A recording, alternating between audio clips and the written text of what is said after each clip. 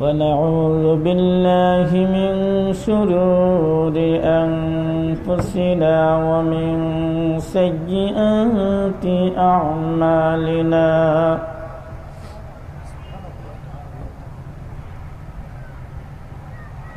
من يهده الله فلا مضل له ومن يضلله فلا هادي له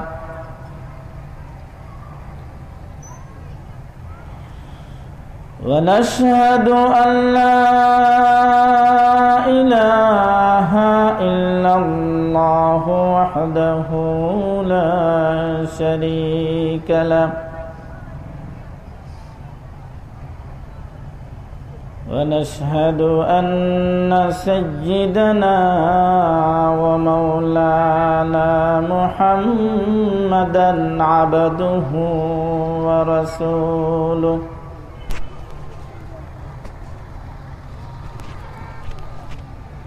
الذي أرسل إلى الناس كافة بشيرا ونذيرا وداعيا إلى الله بإذنه وسراجا منيرا أما بعد فأعوذ بالله من الشيطان الرجيم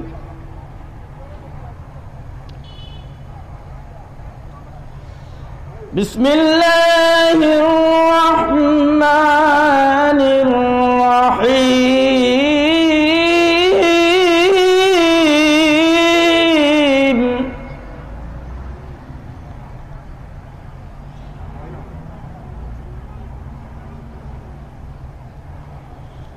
إذا الشمس كورت وإذا النجوم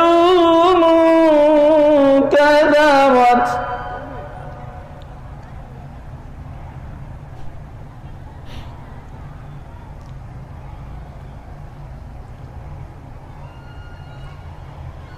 إذا الشمس كورت وإذا النجوم كدرت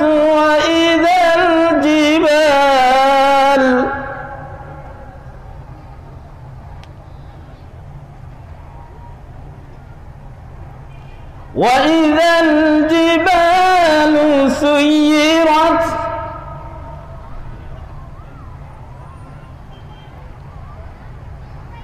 وإذا العشار عطلت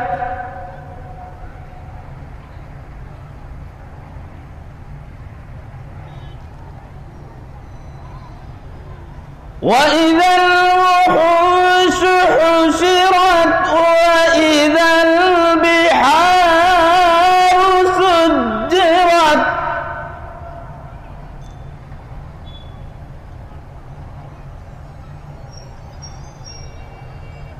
وإذا الموءودة سئلت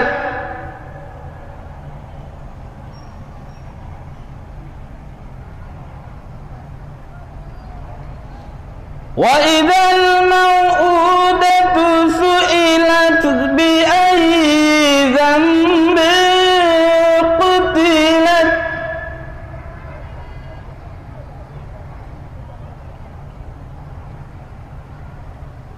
بأي ذنب قتلت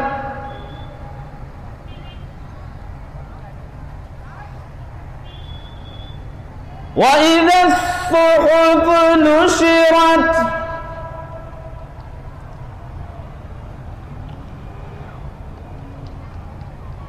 وإذا السماء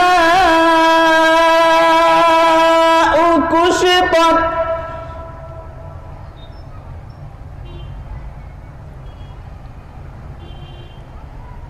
وإذا الجحيم سعرت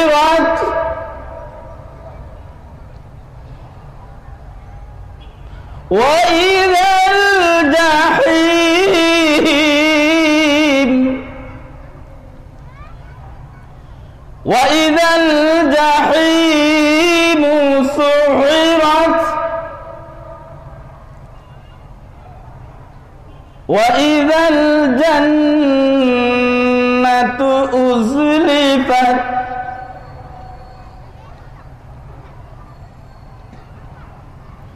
علمت نفس ما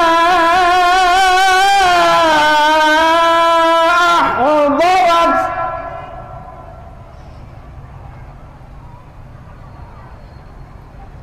علمت نفس ما أحضرت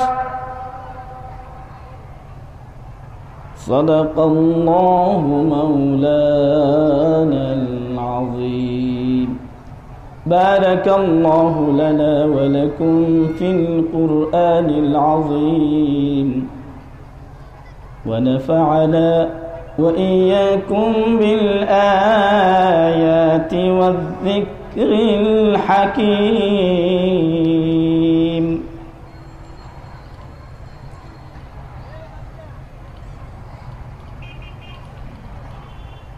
অবিশ্বাপ্ত বিতাড়িত শয়তান থেকে আল্লাহর কাছে আশ্রয় চাচ্ছি।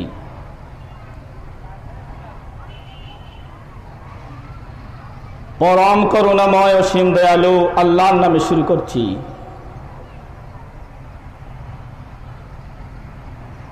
ইরশাদ হচ্ছে,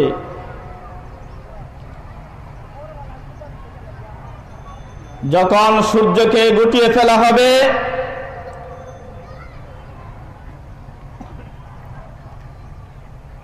যখন তারকাসমূহ বিচ্ছিন্ন বিক্ষিপ্ত হয়ে পড়বে, যখন পাহাড় পর্বত সমূহকে চলমান করা হবে, যখন 10 মাসের গর্ভবতী উটনীকে আপন অবস্থার উপর ছেড়ে দেওয়া হবে,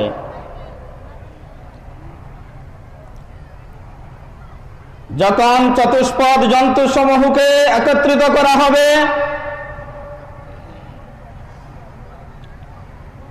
যখন সমুদ্রে দাও দাও করে আগুন জ্বালিয়ে দেওয়া হবে,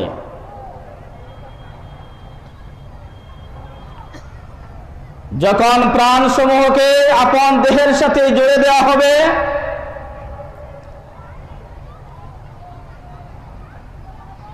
যখন জীবন্ত পতিত ছোট্ট মেয়েটিকে জিজ্ঞেস করা হবে, কেন তোমাকে হত্যা করা হলো?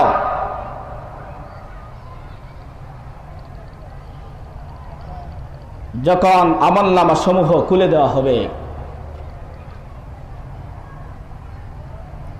যখন আকাশের পর্দা সমূহ সরিয়ে দেওয়া হবে, যখন জাহান্নামকে প্রজ্বলিত করা হবে, যখন জান্নাতকে কাছে নিয়ে আসা হবে, তখন প্রত্যেকটি মানুষ তার রবের কাছে কি নিয়ে হাজির হয়েছে তা জানতে পারবে। সবাই বলেন সুবহানাল্লাহ।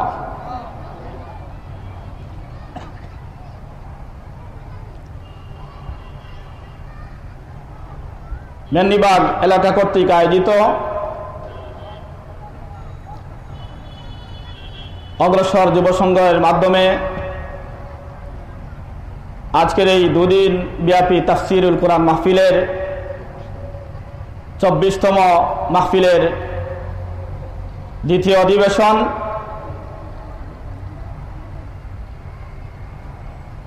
সম্মানিত সভাপতি, সম্মানিত ওলামায়ে কেরাম, উপস্থিত যুবক ভাইয়েরা, মুরব্বিয়ানে কেরাম,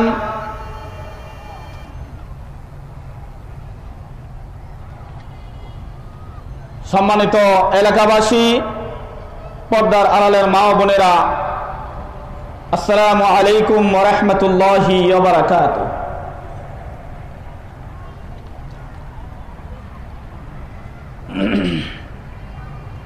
আমি আপনাদেরকে সালাম দিলাম। সালাম দেওয়া সুন্নত আর উত্তর দেওয়া ওয়াজিব। আমি আবার আপনাদেরকে সালাম দিচ্ছি। আসসালামু আলাইকুম ওয়া রাহমাতুল্লাহি ওয়া বারাকাতুহু।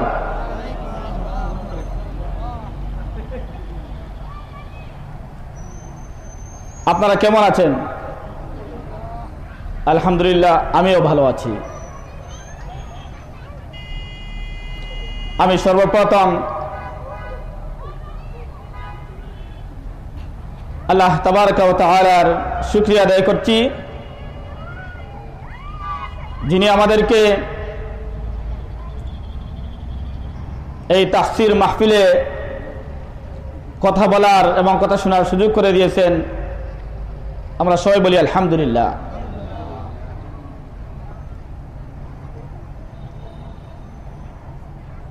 আপনাদের সন্তানদের মাধ্যমে সংগঠিত সমাজ কল্যাণমূলক সংস্থা অগ্রসর যুব সমাজ এই মেহেন্দিবাগের গৌরব। আমি তাদের প্রতিও কৃতজ্ঞতা জানাচ্ছি, যারা অক্লান্ত পরিশ্রম করে মহাগ্রন্থ আল কোরআনের খেদমত আঞ্জাম দিয়ে যাচ্ছেন দীর্ঘ সম্ভবত 7 বছর ধরে। এটা আপনাদের গৌরব। আপনাদের সন্তানরা কোরআনের খেদমত করছে। আল্লাহর কাছে আমরা দোয়া করি, আল্লাহ যাতে ওনাদেরকে দ্বীনের খাদেম, দ্বীনের মুজাহিদ হিসেবে কবুল করেন বলে সুবহানাল্লাহ।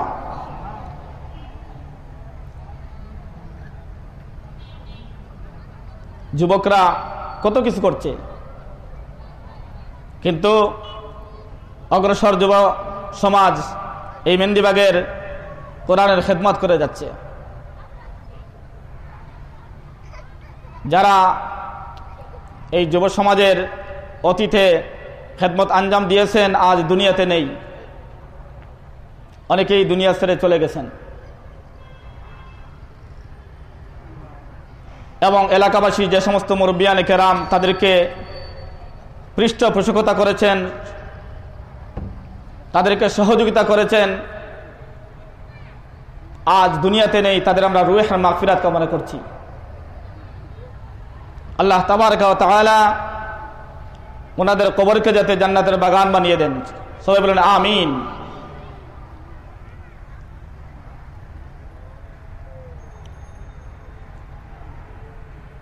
মুহতারাম সুধীবৃন্দ, আমরা কেউ এই পৃথিবীতে থাকবো না। আপনারা যারা আমার সামনে আছেন, আমরা যারা আছি, আজ থেকে 100 বছর পূর্বে কেউ আমরা এই পৃথিবীতে ছিলাম না। আমার মনে হয় 100 বছর পরে আমরা কেউ এই পৃথিবীতে এখানে থাকবো না। এখানে যারা কমপক্ষে আছি ম্যাক্সিমামই চলে যাব।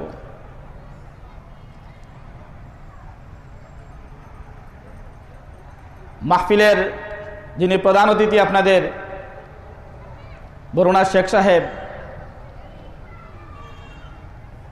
ওনার পিতা আমার দাদার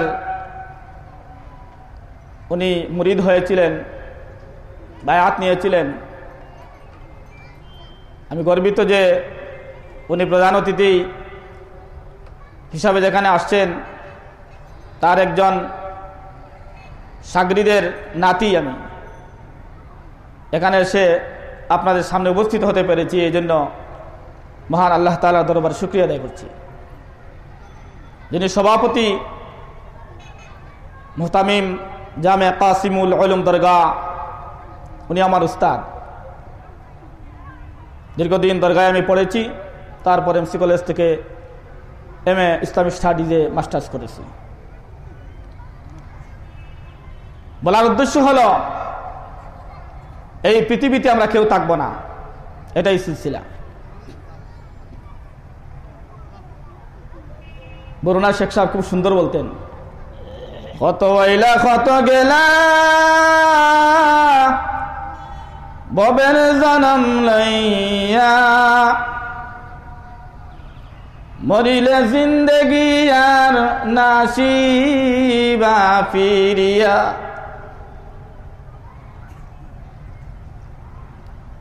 ছোট্ট থাকতে আমি শুনতাম আমার দাদা এগুলো পড়তেন তাহাজ্জুদের সময়। ওই শেখ সাহেবের কাছ থেকে কাঁদতেন। এই নামাজই ওনার কাজে লাগবে।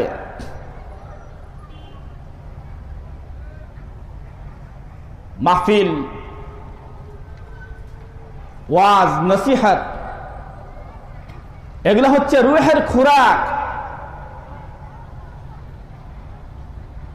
এগুলা যদি উঠে যায় তাহলে সমাজ ধ্বংস হয়ে যাবে।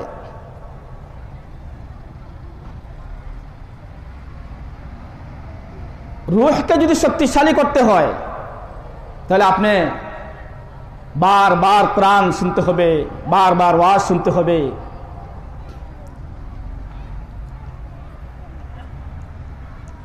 মালিক বিন দিনার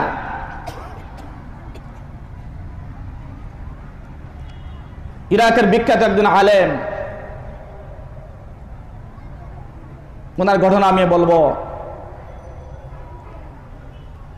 তার বিখ্যাত কি ঘটনা ঘটেছিল রুহের, কিভাবে উনি কোন পর্যায়ে এসে উনি রুহের উন্নতি সাধন করেছিলেন। ইরাকের বিখ্যাত আলেম মালিক বিন দিনার, উনি এরকম ওয়াজ করতেছেন মাহফিলে। হঠাৎ করে একজন বয়স্ক লোক বললেন, হুজুর আপনার ওয়াজ থামান, আগে আমার প্রশ্নের উত্তর দেন। আশ্চর্যজনক ব্যাপার না?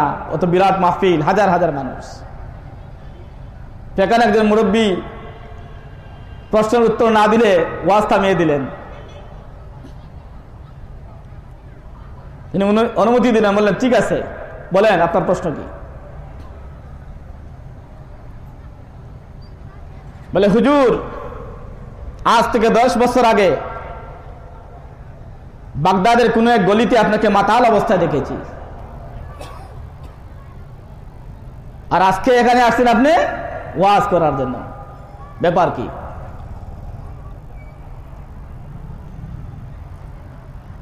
উনি মাথা নিচু করে চুপ করে রইলেন।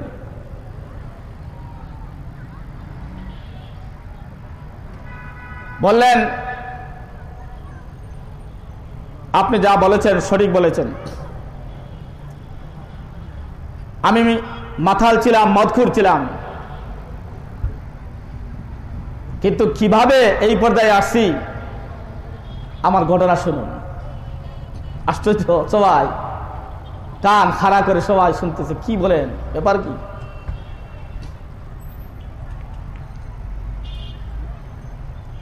মালিক বিন দিনার বললেন, কোন এক কদরের রাত্রিতে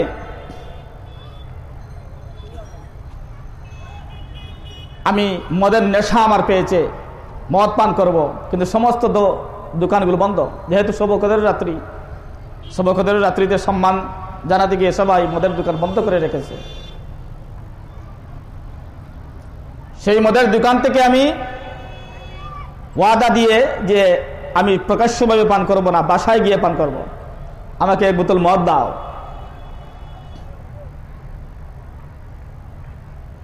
এই মদের বোতল নিয়ে তিনি বাসায় আসলেন। এসে দেখলেন, যেহেতু কদরের রাত্রি, দেখলেন ওনার স্ত্রী নামাজ পড়তেছেন। মদের বোতলটা টেবিলের উপর রাখলেন। বাবা যখন আসে, ছোট্ট মেয়েরা যদি তাকে আপনার বাসায়, তাহলে কি করে? আব্বু আব্বু বলে চলে আসে না? 3 বছরের ছোট্ট মেয়ে আব্বু আব্বু বলে এরকম দৌড়ে আসছে, এসে টেবিলের সাথে তার ধাক্কা লেগে গেছে। ধাক্কা লেগে মদের বোতল পড়ে চুরমার। ছোট্ট মেয়ে আসছে, তাও আব্বু আব্বু করে আসছে। এখন মদের বোতল না, আরো কিছু হলেও তো বাবা মারবে না, কিছু বলবে না। মেয়েটাকে কুলে নিয়ে ওই রাত্রিতে আর মদ পান করা হলো না। পরের বছর আবার সেই কদরের রাত্রিতে এক বোতল মদ নিয়ে বাসায় ফিরলেন, পান করবেন। টেবিলে রাখলেন। তখন তার মনে হয়ে গেল ওই গত বছরের কথা, গত 3 মাস হয়ে গেছে তার ছোট্ট মেয়েটি মারা গেছে। তার ওই স্মৃতি মনে পড়ে গেল, গত বছর কদরের রাত্রিতে আমার ওই মেয়েটি আমাকে আব্বু আব্বু করে আমার কাছে এসেছিল। আজকে যদি ওই মেয়েটি জীবিত থাকতো তাহলে নিশ্চয় আব্বু আব্বু করে আমার কাছে চলে আসতো।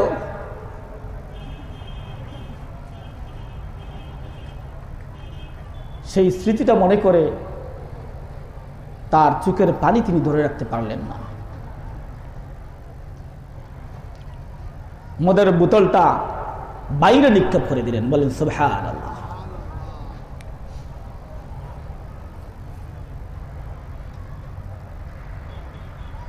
ঘুমিয়ে পড়েছেন, কেঁদে কেঁদে ঘুমিয়ে পড়েছেন। স্বপ্নে দেখছেন বিরাট একটা অজগর সাপ, কোনদিন এরকম সাপ দেখেন নাই। সাপ ওনাকে ধাওয়া করছে, হা করে এরকম খেয়ে ফেলবে, দৌড়াচ্ছেন। পথিমধ্যে একজন বৃদ্ধ লোক, হালকা পাতলা দুর্বল, উনি বলছেন, বাবা আমি তোমাকে কোনো সাহায্য করতে পারবো না, তুমি বরং সামনে চলে যাও, সামনে ওই পাহাড়ের উপর ডান দিকে চলে যাও। সেই পাহাড়ে যখন গেলেন, গিয়ে দেখলেন দাও দাও করে আগুন জ্বলতেছে। ডান দিকে আবার দেখলেন একজন দারোয়ান, সেই দারোয়ান বলছে তুমি ওই দিকে যাও, বাঁচতে হলে ওই দিকে যাও, ডান দিকে যাও। ডান দিকে গিয়ে দেখেন অনেক ছোট্ট ছোট্ট মেয়েরা খেলতেছে, ছোট ছোট শিশু খেলতেছে, কিচির মিচির, দেখছেন না ছোট বাচ্চারা এইরকম কিচির মিচির করে খেলতেছে। দেখলেন তার ওই মেয়েটাও সেই মেয়েদের মধ্যে আছে। ডাক দিলেন, ওগো আম্মু। সেও যখন আব্বুকে দেখছে, কি আব্বু তুমি এখানে কি?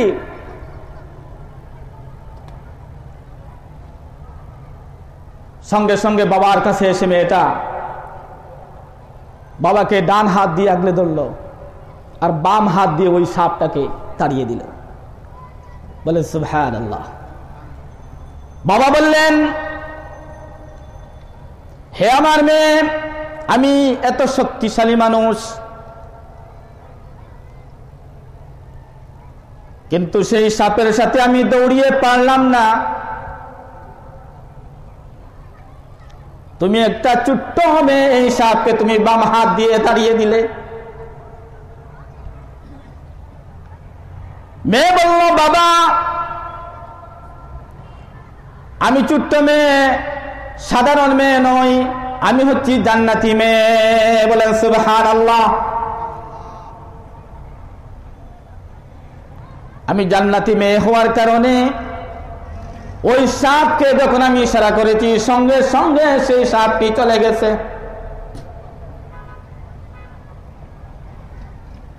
হে আমার আব্বু, আপনি কি চিনেছেন ওই সাপটি কি আর ওই বৃদ্ধ লোককে?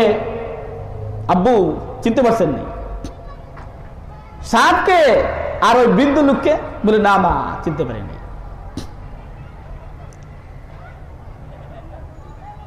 হে আমার প্রাণপ্রিয় পিতা, ওই সাপ হলো আপনার নফস। অপরাধ করে, মদ খেয়ে, গুনাহ করতে করতে আপনার নফসকে তো আপনি এমন শক্তিশালী করেছেন যে ওই নফসটা অজগর সাপের রূপ নিয়ে সে আপনাকে দাওয়া করতে, আপনাকে জাহান্নামের দিকে নিয়ে যাচ্ছে সেই সাপটা। আর ওইদিকে যে বৃদ্ধ লোকটা খাওয়া দাওয়া করে নাই, এই রূহকে আপনি খাবার দেন নাই, আপনি কুরআন তেলাওয়াত করেন নাই, আপনি নামাজ পড়েন নাই, ওয়াজ মাহফিলে যান নাই, উলামায়ে কেরামের সংসদে আপনি যান নাই, যার কারণে ওই লোকটা দুর্বল হয়ে গেছে, ওই ব্যক্তি আপনার জন্য কোনো কিছু করতে পারছে না। যদি আপনি সেই জাহান্নাম থেকে বাঁচতে চান, জান্নাতে যেতে চান, তাহলে আপনাকে এখন থেকে আপনার ওই নফসকে খাদ্য দেওয়া বন্ধ করতে হবে, আর ওই রূহকে আপনি খাদ্য দিতে স্ট্রং করতে হবে, শক্তিশালী করতে হবে। বলেন সুবহানাল্লাহ।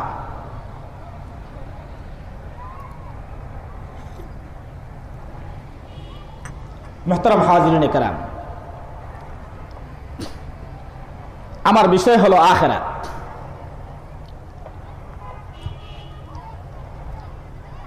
আখিরাতের যে ভয়াবহ দৃশ্য মহাগ্রন্থ আল কোরআন এবং হাদিসে বর্ণনা করা হয়েছে, আল্লাহ তাবারক দরবারে আমি তৌফিক কামনা করছি যাতে সুন্দরভাবে, যেভাবে বললে আমি উপকৃত হই, আপনারা উপকৃত হন, এবং কথা বলা, কথা শোনা আখিরাতে নাজাতের উসিলা হয়, সেই রকম ভাবে যাতে আল্লাহ করার তৌফিক দান করেন। ওমা তৌফিকি ইল্লা বিল্লাহ আলাইহি তাওয়াক্কালতু ওয়া ইলাইহি উনীব। রব্বি ইশরাহ লি সাদরি ওয়া ইয়াসসির লি আমরি ওয়াহলুল উকদাতাম মিন লিসানি ইয়াফকাহু কওলি। আর যারা এখনো মাহফিলে এখনো আসেন নাই, আসেন, কারণ সেই মাহফিলে আপনার রূহকে শক্তিশালী করবে। মসজিদের পাশে যে একটা শহর আছে, সেই শহরকে আমরা চিনি, গুরুস্থান। কত লক্ষ মানুষ সেখানে আছে আমরা জানি না, কত হাজার মানুষ সেখানে আছে আমরা জানি না। এই দেহ থেকে রূহটা যখন চলে যাবে, কেউ আমাকে রাখবে না। স্ত্রী পুত্র সবাই মিলি হইয়া দিবা মাটি, স্ত্রী পুত্র সবাই মিলি হইয়া দিবা মাটি, কপাট লাগাইয়া দিবা জিন্দেগির লারি।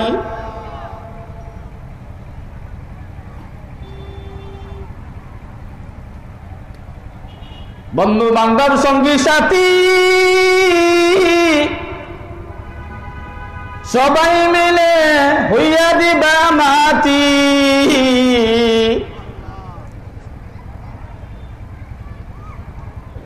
কপাট লাগাইয়া দিবা জিন্দেগির লাগি। ওই এখানে যখন আমাকে কবর দিয়ে দেওয়া হবে, কেউ আমার খোঁজ খবর নিবে না।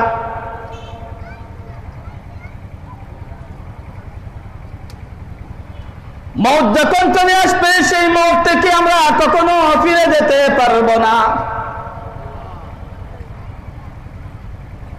মওতু কাসিন কুল্লু নাসিন শারিবু,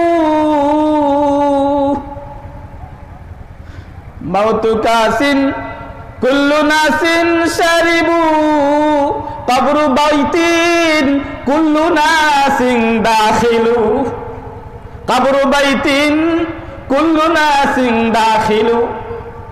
মওত এমন একটা পেয়ালা, এই পেয়ালা প্রত্যেককেই পান করতে হবে। কবর এমন একটি গেট, এই কবরে প্রত্যেককেই দাখিল হতে হবে, এখান থেকে কোনো নিস্তার নাই।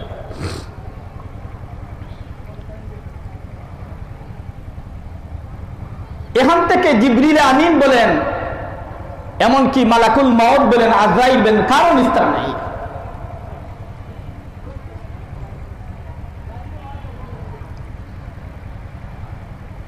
দুররুল মানসুর আল্লামা সুয়ুতি রাহমাতুল্লাহি আলাইহি ফাসাইকা মান ফিস সামাওয়াতি ওয়া মান ফিল আরদ, এই আয়াতের তাফসীরে উল্লেখ করেন,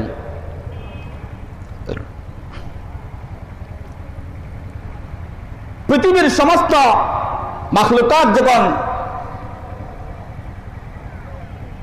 মৃত্যুবরণ করবে, এরপরে কি ঘটনা ঘটবে সবিস্তারে দুরুল মানসুরে বর্ণনা করা হয়েছে।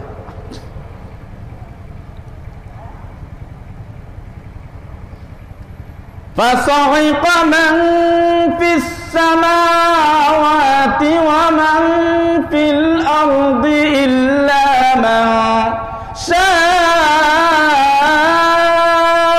الله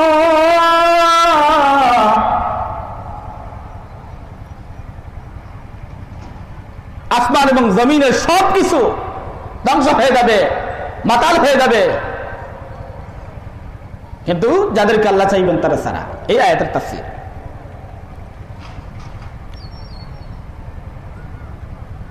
আল্লাহ মালাকুল মউত কে বলবেন, হে মালাকুল মউত, হে আজরাইল, কে বাকি আছে? মামবাকা, আজরাইল কে বাকি আছে পৃথিবীতে? আর কে আছে খোঁজ খবর নাও।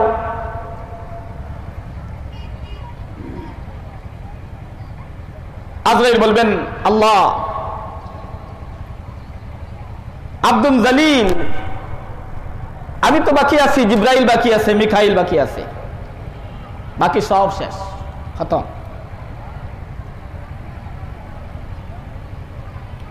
আল্লাহ বলবেন জিবরিলকে, জিবরিলের কাছে যাও, ইযহাব ইলা জিব্রাইল ওয়াকবাদ রূহা, জিব্রাইলের কাছে যাও, গিয়ে তার জান কবজ করো।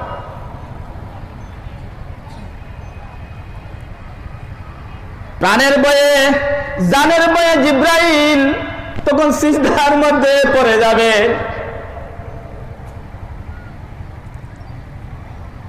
গিয়ে সে মালাকুল মউত দেখবেন জিব্রাইল সিজদার মধ্যে আছেন আর কাঁপতেছেন।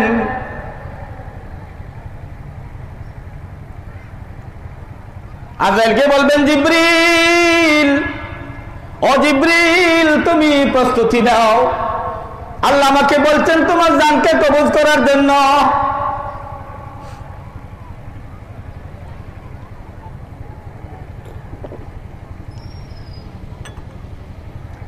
জিবরিল আমিন আজরাইলের সেই কথা শুনে উনি কাঁপতে থাকবেন আর বলবেন, আল্লাহ তুমি সাকরাতুল মাউতকে আমার উপর সহজ করে দাও। ওয়াজাআত সাকরাতুল মাউতি বিল হক, সাকরাতুল মাউত আসবে, আসবে, প্রত্যেকেরই আসবে। জিবরিল আমিন বলবেন, আল্লাহ তুমি আমার উপর সাকরাতুল মাউতকে তুমি সহজ করে দাও। আজরাইল যখন সেই জিবরিলের 600 ডানা, এক একটা ডানা এত বিশাল, হাদিসের মধ্যে আছে জিবরিল আমিনের ডানা একটা ডানা এত বিশাল, আসমান এবং জমিনের যত সাগর মহাসাগর আছে সবগুলো একত্রিত করে, সব পানি একত্রিত করে যদি জিবরিলের একটা ডানায় ফেলে দেওয়া হয়, এক ফুটা পানিও সেই জিবরিলের ডানা থেকে পড়বে না। বলেন সুবহানাল্লাহ। এত বিশাল জিবরাইল, যার 600 ডানা আছে। সেই জিবরাইল 600 ডানা সহ এরকম কাঁদতে থাকবেন আর বলবেন, ওগো আল্লাহ তুমি সাকরাতুল মাউতকে আমার উপর সহজ করে দাও। এরকম তার জান কবজ করা হবে, তিনি পড়ে যাবেন। আল্লাহ বলবেন, কে বাকি আছে? মালাকুল মউত বলে, আল্লাহ আপনার নগণ্য বান্দা আজরাইল বাকি আছে, আর ইসরাফিল বাকি, আর মিকাইল বাকি আছে। ওয়াকবাদ রূহা, তার জান কবজ করো। গিয়ে দেখবেন মিকাইল এরকম কাঁদতেছে। সাকরাতুল মাউতের সেই ভয়াবহ চিন্তা, ভয়াবহ কষ্ট, তিনিও কাঁপতেছেন। সেই মিকাইলকেও জান কবজ করা হবে। আল্লাহ বলবেন মালাকুল মউত আর কে বাকি? মালাকুল মউত তখন বলবেন আল্লাহ আপনার সেই নগণ্য বান্দা আজরাইল বাকি আছে, মালাকুল মউত বাকি আছে।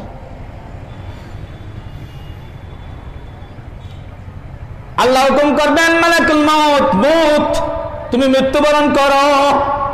সঙ্গে সঙ্গে সেই আজরাইলের কাঁপন শুরু হয়ে যাবে। আজরাইল বলবেন আল্লাহ যদি জানতাম এত কষ্ট সাকরাতুল মউত, আল্লাহ কোনদিন সেই দায়িত্ব নিতাম না, আপনার কাছে উযর পেশ করতাম মাবুদ। জান্নাত এবং জাহান্নামের মধ্যখানে আরাফ নামক একটি জায়গাতে যখন আজরাইল অবস্থান করবেন, আজরাইলের চিৎকারে সমস্ত আকাশ এবং জমিন বাড়ি হয়ে যাবে, কাঁপতে থাকবেন আর চিৎকার দিতে থাকবেন আর বলবেন আল্লাহুম্মা হাউইন সাকারাতিল মাউত, হে আল্লাহ সাকরাতুল মাউতকে তুমি সহজ করে দাও। সেই আজরাইল তখন শেষ। নবী করিম সাল্লাল্লাহু আলাইহি ওয়াসাল্লাম যিনি সাইয়্যিদুল মুরসালিন, বুখারী শরীফের হাদিস, আল্লাহ রাসূলের পাশে এরকম পানির পাত্র ছিল, পানির পাত্র, বারবার তিনি সেই পানিতে হাত দিতেছেন আর চেহারাটা এরকম মুছতেছেন।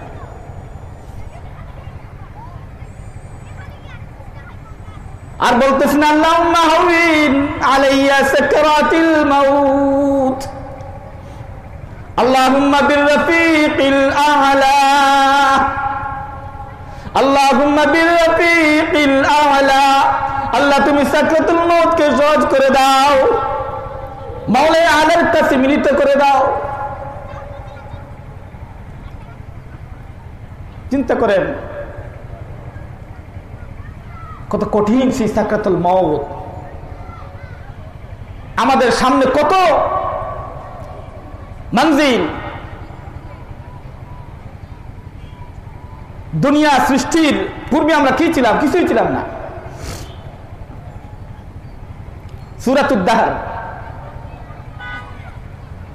হাল আতা আলাল ইনসানি হিনুম মিনাদ দাহর লাম ইয়াকুন শাইআম মাযকুরা। হাজার হাজার লক্ষ লক্ষ বছর গেছে, আমরা কিছুই ছিলাম না। সেই নাই থেকে, অস্তিত্ব থেকে আল্লাহ তাবারaka ওয়া তাআলা আমাদেরকে সৃষ্টি করলেন আদম আলাইহিস সালামের পৃষ্ঠদেশ থেকে, সমস্ত রূহকে একসাথে তৈরি করলেন।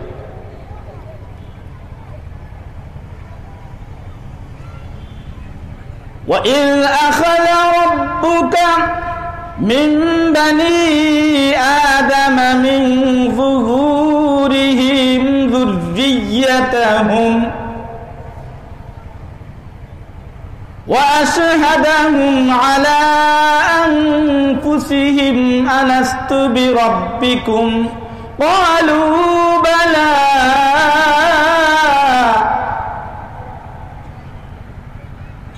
আল্লাহ সেই আদমের পৃষ্ঠদেশ থেকে সমস্ত রূহকে তৈরি করে, সৃষ্টি করে আমাদেরকে প্রশ্ন করলেন, আমি কি তোমাদের রব নই? সবাই সেই আলমে আরওয়াহ রূহের জগতে আমরা উত্তর দিলাম কি? বালা, অবশ্যই আপনি আমাদের রব। সেই যে প্রথম আল্লাহ আমাদের কাছ থেকে স্বীকৃতি নিয়েছিলেন রুবুবিয়তের, সেটার প্রশ্ন হবে কোথায়? এই কবরে গিয়ে।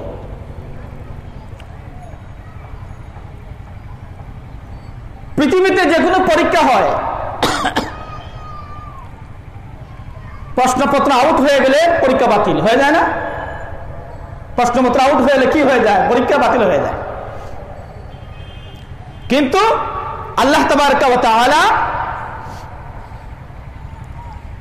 কবরে কি প্রশ্ন হবে আউট করে দিয়েছেন,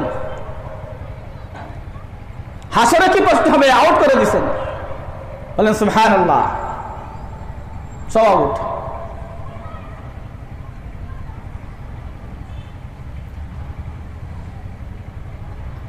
এই কবরের প্রস্তুতি আমাদেরকে নিতে হবে। আলমে আরওয়াহ থেকে আমরা আসলাম মায়ের পেটে আলমে রেহমে, সেখানে নির্দিষ্ট কিছু মাস আমরা অবস্থান করলাম, সেখান থেকে বর্তমানে আছি কোথায়? আলমে দুনিয়া।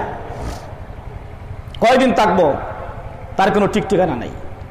যাওয়ার আওয়ার সিরিয়াল আছে, কিন্তু যাওয়ার কোনো সিরিয়াল নেই। যা করার এখনই করে নিতে হবে, যা কামাই করার এখনই কামাই করতে হবে। কোন মুহূর্তে আজরাইল চলে আসবেন ব্যাপার করিয়ালে বাটে আসে যার, ব্যাপার করিয়ালো বাটে আসে যার, মরিলে জিন্দগি আর নাসিবার। যা করার ভাই এখনই করতে হবে, এখনই আপনার কাছে সিজদার মধ্যে পড়ে যেতে হবে। গুনাহ যদি করে থাকেন তাহলে সেই গুনাহ সব কিছু নিয়ে হাজির হয়ে যেতে হবে। আল্লাহ তো রহমান রাহিম, যত বেশি গুনাহ করেন, যত বড় গুনাহ করেন না কেন, যদি শিরক না করে থাকেন আল্লাহর কাছে হাজির হয়ে যান, সিজদায় পড়ে যান, সমাধান হয়ে যাবে। বুখারী শরীফের হাদিস, এক লোক বনী ইসরাইলের 99টা খুন করছে। কয়টা খুন করছে? মাত্র 99টা। 99 খুন করার পরে তার বুদ্ধোদয় হলো যে এখন আমি তওবা করব। গেছে একজন আলেমের কাছে, গিয়ে বলতেছে, হুজুর তওবার কোন সুযোগ আছে? তো অনেক সময় অনেক আলেম তো ব্যাপারটা ক্লিয়ার থাকে না। উনি বলছেন না, তোমার এত খুন করছো তুমি, তোমার আর কোনো তওবার সুযোগ আছে? ওই লোক চিন্তা করলো যে তাহলে আর একটা পুরাই নেই, 100 যেহেতু বাকি আছে, ওই হুজুরকে দিয়ে 100 পুরাইছে, অর্থাৎ 100 খুন করছে, আর একটা খুন করে ফেলছে হুজুরকে। প্রতিমধ্যে আরেকজন লোক তাকে পেলে বলল যে সমস্যা নাই, তুমি অমুক জায়গায় চলে যাও, সেখানে গিয়ে তওবা করবা, সেখানে আলেমদের অবস্থান, বড় বড় আলেম সেখানে আছেন। ঠিক আছে, রওনা দিছে।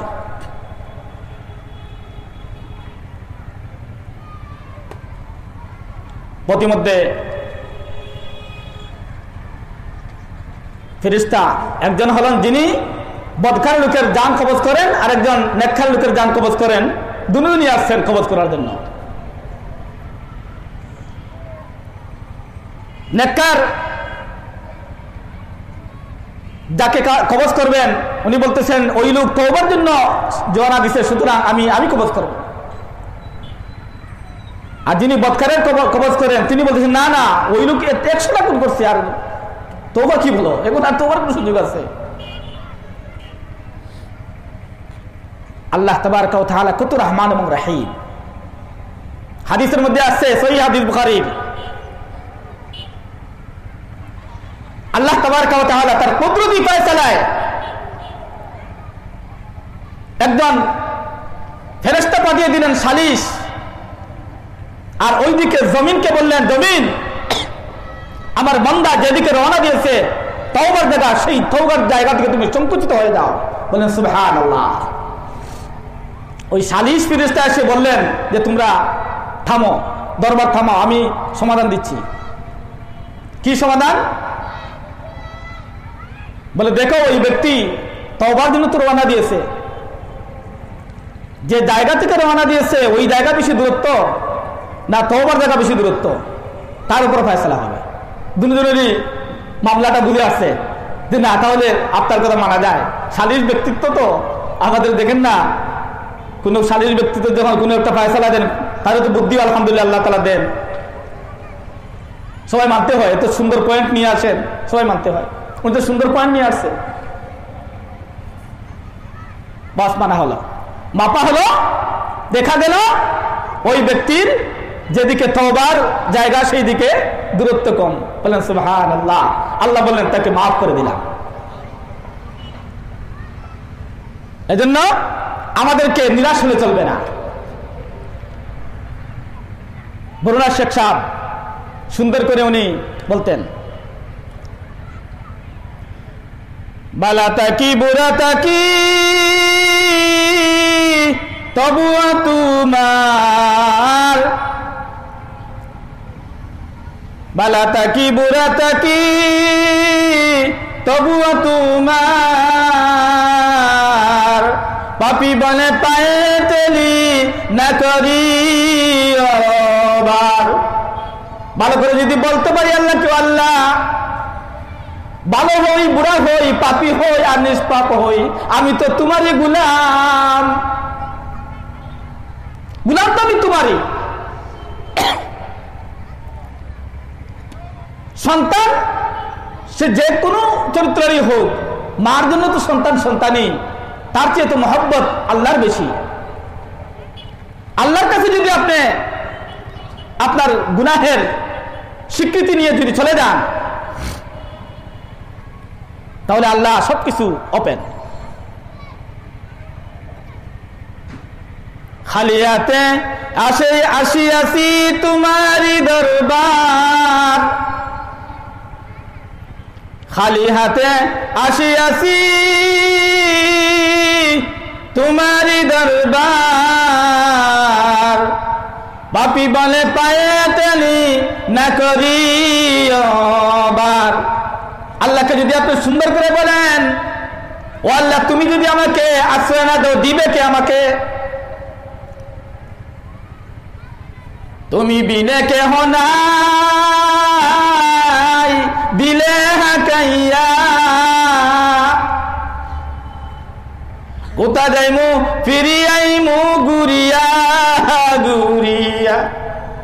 ও আল্লাহ আবার তুমি যদি আমাকে ফেরত দিয়ে দাও, তুমি যদি আমাকে বিদায় করে দাও, আবার তো তোমার কাছে আমি আসবো, আমার তো যাওয়ার আর কোনো জায়গা নেই।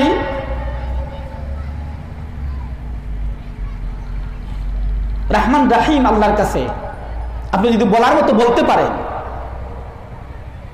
তাহলে সেই আল্লাহ অবশ্যই আমাদেরকে ক্ষমা করবে। মুহতারাম হাজিরিন, কিয়ামতের ভয়াবহ দৃশ্য সংক্রান্ত যে সূরা আমি তিলাওয়াত করেছি, সূরাতুত তাকবীর,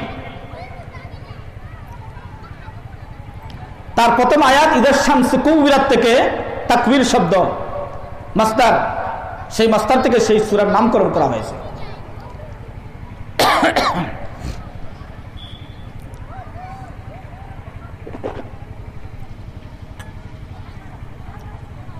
উক্ত সূরাটি মাক্কি যুগে নাজিল হয়েছে। হিজরতের পূর্বে যে সমস্ত সূরা নাজিল হয় এগুলোকে বলা হয় মাক্কি সূরা, আর হিজরতের পরে যে সমস্ত সূরা নাজিল হয়েছে এগুলোকে বলা হয় মাদানী সূরা। আমি যে সূরাটি তিলাওয়াত করছি আপনাদের সামনে কয়েকটা আয়াত, এই সূরাটি মাক্কি যুগের একেবারে প্রথম যুগে, নবী করিম সাল্লাল্লাহু আলাইহি ওয়াসাল্লাম নবুয়তি যুগের একেবারে প্রথম দিকে নাজিল হয়েছে। এই সূরার বিষয়বস্তু হলো আখিরাত এবং রিসালাত। সূরার প্রথম কয়েকটি আয়াতে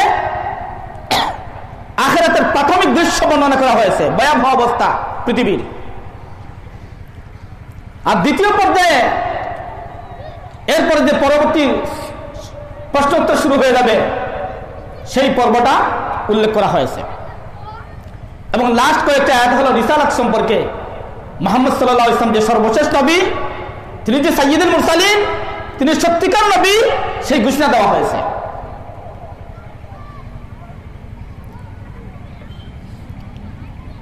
কিয়ামতের দৃশ্যের আপনারা যদি আরো বেশি পড়তে চান, জানতে চান, তাহলে সূরাতুল ইনফিতার, সূরা নাবা, সূরা কিয়ামা, সূরা কিয়ামা থেকে নিয়ে একেবারে আপনি সূরা সাক্কাত পর্যন্ত ম্যাক্সিমাম সূরার বিষয়বস্তু হলো আখিরাত, ভয়াবহ দৃশ্যগুলো বর্ণনা করা হয়েছে।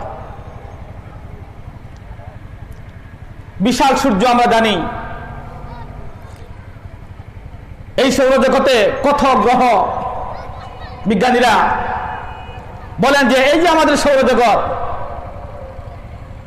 কত বিশাল বিশাল, পৃথিবীর চেয়ে আরো অনেক বিশাল বিশাল গ্রহ উপগ্রহ আছে। কোনটা পৃথিবীর চেয়ে বড়, কোনটা পৃথিবীর চেয়ে ছোট। এরকম 300 কোটি সৌরজগৎ একটা গ্যালাক্সির মধ্যে আছে। একটা গ্যালাক্সির মধ্যে কয়টা আছে? 300 কোটি সৌরজগৎ। সৌরজগতের মধ্যে কি বিশাল বিশাল, তার মধ্যে আবার 300 কোটি সৌরজগৎ নিয়ে গ্যালাক্সি। এখন গ্যালাক্সি কতটা সেটা বিজ্ঞানীরা জানে না। এত বিশাল এই পৃথিবী আল্লাহ তাআলা আমাদের জন্য তৈরি করেছেন। যখন ধ্বংসের সময় চলে আসবে, ইদা শামসু কুওয়িরাত ওয়া ইদান নুজুমু ইনকাদারাত, পরবর্তী আয়াতে বলা হয়েছে ইদাস সামাউ ইনফাতারাত, যখন আকাশ ফেটে পড়বে, ওয়া ইদাল কাওয়াকিবু ইনতাসারাত, যখন তারকাসমূহ বিচ্ছিন্ন বিক্ষিপ্ত হয়ে একটা একটার সাথে যখন ধাক্কা লাগবে, টাস টাস করে ফুটতে থাকবে,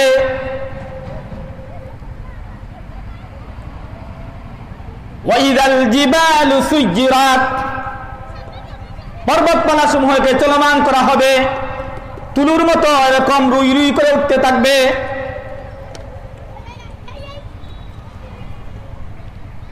আযানের সময় হয়ে যাচ্ছে। মূল আলোচনা জাস্ট শুরু করছিলাম আখিরাতের ব্যাপারগুলো, তারপরে যতটুকু সময় আছে, আযানের আগে যতটুকু সময় পারা যায় আমাকে বলবেন। লাস্ট সময় কিয়ামতের দৃশ্যগুলো কত ভয়াবহ হবে।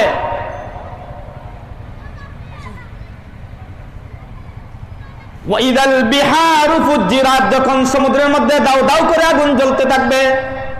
এটা একটা বিস্ময়কর ব্যাপার যে সমুদ্র, সেখানে তো পানি, সেখানে আবার আগুন আসবে কিভাবে? এটা একটা প্রশ্ন না? সমুদ্র, আমরা তো আগুন নিবানোর জন্য পানি ব্যবহার করি, সেই সমুদ্রে কিভাবে আগুন? এখন কিন্তু বিজ্ঞান সেটা পরিষ্কার করে দিছে। বিজ্ঞান জানার কারণে আমাদের কাছে পরিষ্কার হয়ে গেছে। কারণ পানির উপাদান, মৌলিক যে দুইটা উপাদান, হাইড্রোজেন এবং অক্সিজেন, একটা আগুন জ্বালাতে সাহায্য করে, আরেকটা নিজেই জ্বলে। আল্লাহ তাআলা যখন সেই কুদরতি ফয়সালার মাধ্যমে সেই হাইড্রোজেন অক্সিজেনকে আলাদা করে দিবেন, তখন একটা তো নিজেই জ্বলবে, আর একটা আরো বেশি জ্বালাবে। ওয়াইদাল বিহার ফুজ্জিরাত, দাও দাও করে আগুন জ্বলতে থাকবে। কি ভয়াবহ অবস্থা হবে!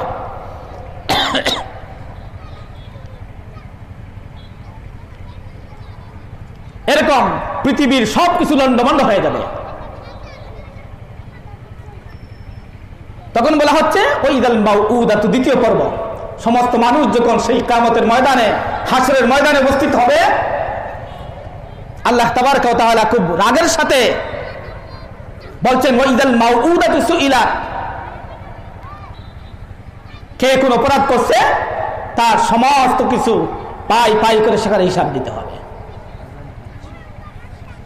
আল্লাহ তাবারক ওয়া তাআলা আমাদেরকে কোরআন থেকে, হাদিস থেকে হেদায়েত নসিব করুন। আমাদেরকে এই মাহফিলকে আমাদের জন্য নাজাতের উসিলা বানিয়ে দিন। সবাইকে সালাম জানিয়ে, ভুল ত্রুটি হলে ক্ষমা সুন্দর দৃষ্টিতে দেখার জন্য অনুরোধ জানিয়ে আমি আমার বক্তব্য এখানে শেষ করছি। ওয়া আখিরু দাওয়ানা আনিল হামদুলিল্লাহি রাব্বিল আলামিন।